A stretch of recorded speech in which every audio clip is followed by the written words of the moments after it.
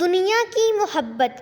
حضرت شیخ سعدی رحمۃ اللہ علیہ نے اپنی مشہور کتاب گلستان میں ایک قصہ لکھا ہے کہ میں ایک مرتبہ سفر کر رہا تھا۔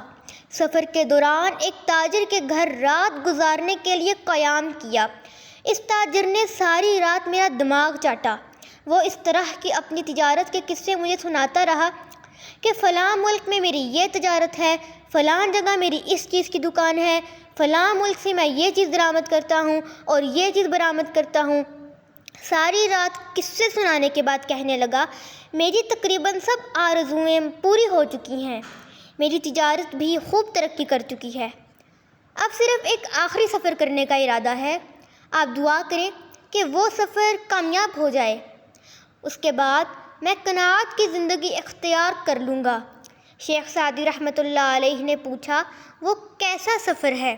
تاجر نے جواب دیا، میں یہاں سے فارسی گندھک لے کر چین جاؤں گا، پھر چین سے چینی برتن لے کر روم میں فروخت کروں گا، وہاں سے رومی کپڑا لے کر ہندوستان جاؤں گا، پھر ہندوستان سے فولاد خرید کر حلب لے جاؤں گا، حلب سے شیشہ خرید کر یمن میں بیچوں گا، پھر وہاں سے یمنی چادر لے کر فارس آؤں گا۔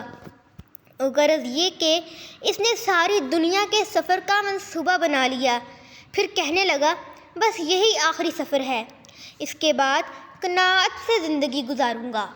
شیخ سعدی رحمۃ اللہ علیہ نے فرمایا، تم نے یہ قصہ سنا ہے کہ صحرائے غور میں ایک بڑا سود اگر مر گیا تھا، اس کا اونٹ بھی مرا پڑا تھا اور سامان بھی بکھرا ہوا تھا۔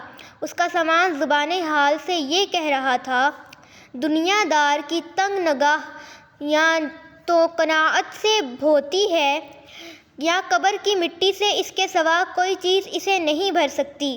شیخ سعدی رحمۃ اللہ علیہ فرماتے ہیں، جب دنیا انسان کے دل پر مسلط ہو جاتی ہے تو اسے کسی اور چیز کا خیال نہیں رہتا۔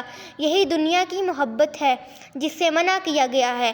اگر مال دل میں نہ بسے اور اللہ تعالیٰ کی اطاعت میں خرچ ہو تو وہ دنیا نہیں بلکہ آخرت کا سامان ہے، لیکن اگر مال کی محبت آخرت کے راستے میں رکاوٹ بن جائے تو وہی دنیا جس سے روکا گیا ہے۔